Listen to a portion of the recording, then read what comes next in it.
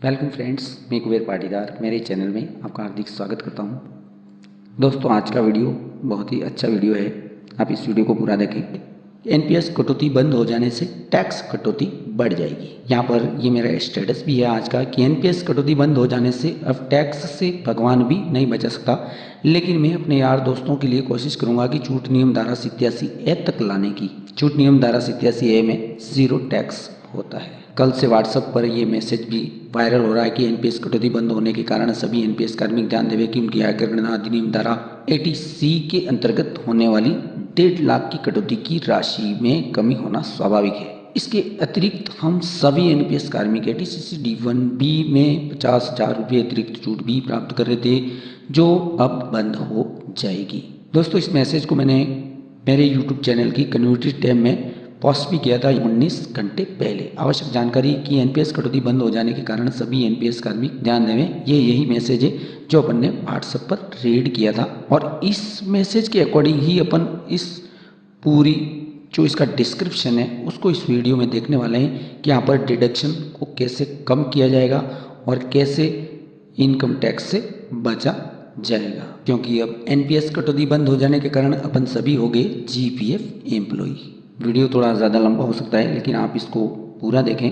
यहाँ पर first line है कि एनपीएस की कटौती बंद हो जाने से आयकर अधिनियम की धारा 80C के अंतर्गत होने वाली 1.5 लाख की कटौती की राशि में कमी होना स्वाभाविक है। फर्स्ट लाइन ये है जो मैं इसको इस कैलकुलेशन के जरिए बताने जा रहा हूँ। यहाँ पर 80C के अकॉर्डिंग ये राशि आ रही है वो यहाँ पर 1.5 लाख रुपये होनी चाहिए। ये इन्वेस्टमेंट की राशि कहलाती है। अब यहाँ पर ये राशि 1.5 लाख नहीं हो रही है, यहाँ पर ये राशि हो रही है 1,27,512। ये एनपीएस एम्प्लॉई है और 1,27,512 जबकि होनी यहाँ पर चाहिए 1.5 लाख। और ये 1.5 लाख राशि कैसे हो रही है वो मैं आपको इस कैलकुलेटर की मदद से बताने वाला हूँ। अपन यहाँ पर टाइप कर लेते हैं 1,27,512। अब इसमें कितना घट रहा है? प्लस 22,488 घट रहा है, तो ये हो गया 1.5 लाख। और वो 1.5 लाख यहाँ पर ये रहा एनसीपीएफ का डिडक्शन। और वो 50,000 रुपये की राशि जो एटीसीसी 1B में अपन ने उस मैसेज में अभी पढ़ा है कि यहाँ पर एटीसीसी 1B के अंतर्गत द्वारा नवीन पेंशन योजना में अधिकतम अंशदान 50,000 रुपये। और ये 50,000 रुपये की छूट आपको एनपीएस कटौती बंद होने के बाद नहीं मिलेगी। फर्स्ट अटेम्प्ट होते हो तो ये यहाँ पर 1.5 लाख रुपये में ये क्षतिपूर्ति कर देता था। यहाँ पर 22,488 कम पड़ रहा था, वो इसने यहाँ पर 1,27,512 में जोड़ दिया, तो यहाँ पर ये हो गया 1.5 लाख पूरा, यानी एटीसी इन्वेस्टमेंट। दूसरा, यहाँ पर इसी लाइन में जब अपन आईटीआर रिटर्न भरते हैं तब यहाँ पर एटीसीसी D2 के अकॉर्डिंग यहाँ पर पूरी की पूरी राशि 72,488 रुपये, जैसे फॉर एग्जांपल वो पूरी की पूरी कर के अतिरिक्त छूट होती है। यहाँ पर निर्देश भी लिखा हो कि सरकार द्वारा एनपीएस में जमा कराई गई राशि सकल आय में जोड़ी गई थी, अतः अब वही राशि इस कॉलम में धारा 80CC D2 के तहत पृथक छूट में दर्शाई गई है। यानी कि ये 1.5 लाख की छूट के अलावा है जो पृथक छूट में दर्शाई गई है। यह राशि 80C की लिमिट 1.5 लाख से अतिरिक्त आयकर छूट के दायरे में आती है। यानी कि ये बेनिफिट भी एनपीएस कटौती बंद हो जाने से नहीं मिलेगा। और यहाँ पर ये राशि ऊपर जो निर्देश है उसमें सरकार द्वारा एनपीएस में जो राशि जमा कराई गई है वह राशि यहाँ सकल आय में जोड़ी गई थी। तो यहाँ पर ये 72,488 प्लस ये ग्रॉस इनकम में हुए तो 8,84,277 रुपये। ये 2008 का ज्वाइन एम्प्लॉई है। इसका देखना टैक्स कैलकुलेशन कितनी आ रही है जबकि ये एनपीएस एम्प्लॉई है। तो यहाँ पर फर्स्ट लाइन का क्लियरेशन हो गया कि यहाँ तो 50,000 रुपये की राशि यहाँ पर ये बेनिफिट अपन को नहीं मिलेगा, प्लस यहाँ पर एटीसीसी D2 में जो सकल आय में राशि जोड़ी गई थी 72,488 वो तो खैर लैप्स होगी, वो बेनिफिट भी यहाँ से गया। अब आगे इस लाइन को रीड करते हैं कि इसके अतिरिक्त हम सभी एनपीएस कार्मिक एटीसीसी D1B में 50,000 रुपये की अतिरिक्त छूट भी प्राप्त कर रहे थे।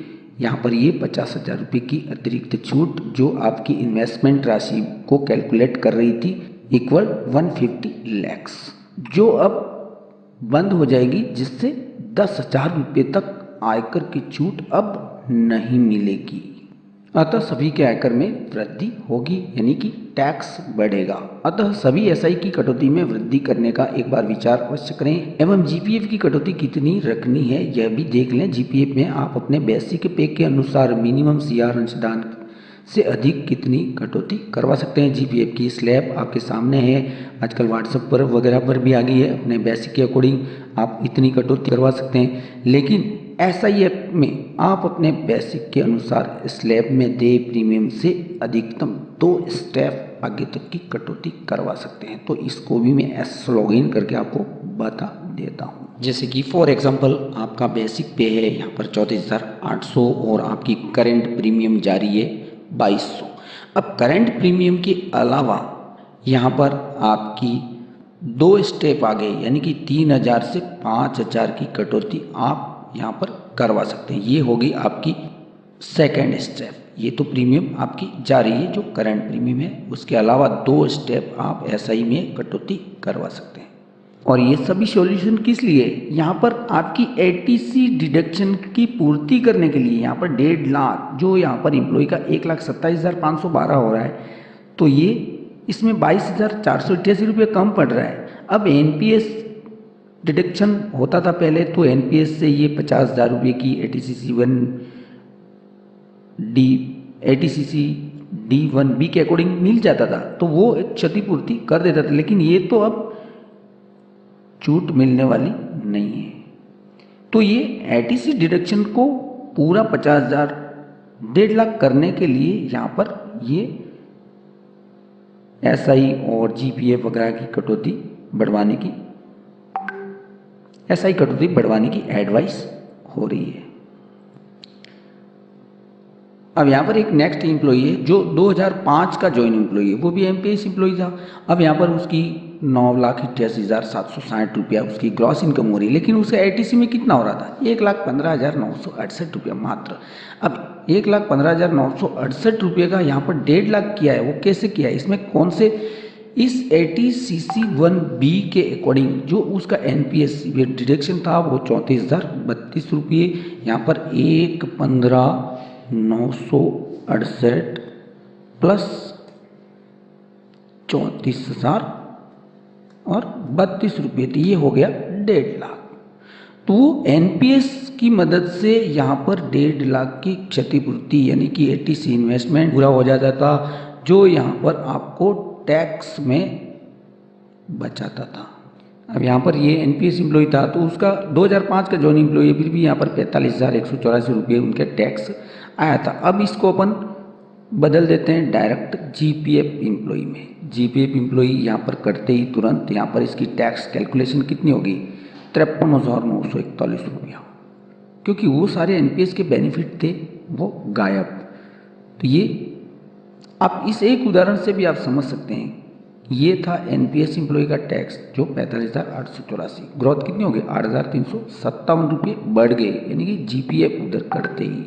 और ज़रूरी नहीं है कि इस एम्प्लॉय ने पीएल सरेंडर नहीं लिया है, पीएल सरेंडर भी इसका ऐड कर देते हैं, क्योंकि कोई एम्प्लॉय पीएल सरेंडर ले या नहीं ले, यहाँ पर पीएल सरेंडर इसका 0 है, इसने नहीं लिया है। लेकिन बट अभी अपन इसको सरेंडर यानी समर्पित अवकाश वेतन का भुगतान भी अपन कर देते हैं। कौन से महीने में?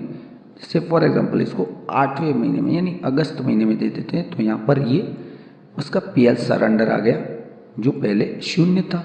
यहाँ पर ये 49,415 रुपये। अब पीएल सरेंडर लेने पर यहाँ पर उसकी इनकम थी वो ग्रॉस इनकम में जुड़ देने से उसका टैक्स कितना बढ़ गया? यहाँ पर 62,926 रुपया। ग्रॉस टैक्स कितना हुआ? 17,742 रुपया बढ़ गया। तो एनपीएस कटौती बंद होने से टैक्स कटौती बढ़ेगी। यहाँ पर ये एग्जाम्पल यहाँ पर स्पष्ट शो कर रहा है। अपन फिलहाल तो इसको एनपीएस एम्प्लॉय ही रहने देते हैं, और ये अपन ने जो इसको पीएल सरेंडर दिया था वो भी इसको 0 कर देते हैं। उन्होंने उठाया नहीं है, लेकिन ज़रूरी नहीं है पीएल सरेंडर तो एम्प्लॉय लेगा ही लेगा। लेकिन मेरा यहाँ स्टेटस भी कोई कम नहीं है कि एनपीएस कटौती बंद हो जाने से अब टैक्स से भगवान भी नहीं बचा सकता। लेकिन मैं अपने यार दोस्तों के लिए कोशिश करूँगा कि छूट नियम धारा 87A तक लाने की, जिसमें 0 टैक्स लगता है। मेरे चैनल पर ये 2 वीडियो भी हैं जो आपको एक ढाल की तरफ मदद कर सकते हैं कि यहाँ पर बंदे की टोटल क्रॉस इनकम 9,18,752 रुपये होने पर भी टैक्स जीरो। यहाँ पर क्रॉस इनकम कितनी बताइए कि 9,18,752 रुपये होने पर भी टैक्स यहाँ पर जीरो शो कर रहा है। और दूसरा वीडियो ये है कि आयकर गणना में क्या होती है छूट। धारा 87A किस शर्त पर मिलती है 12,500 रुपये की छूट। जो मैंने एक स्टेटस भी यहाँ पर रखा है वो यही है कि छूट नियम धारा 87A तक लाने की मेरी पूरी कोशिश रहेगी। तो दोस्तों ये थी एक करंट जानकारी जो NPS कटौती बंद होने से टैक्स कटौती बढ़ जाएगी। Thanks for watching my video.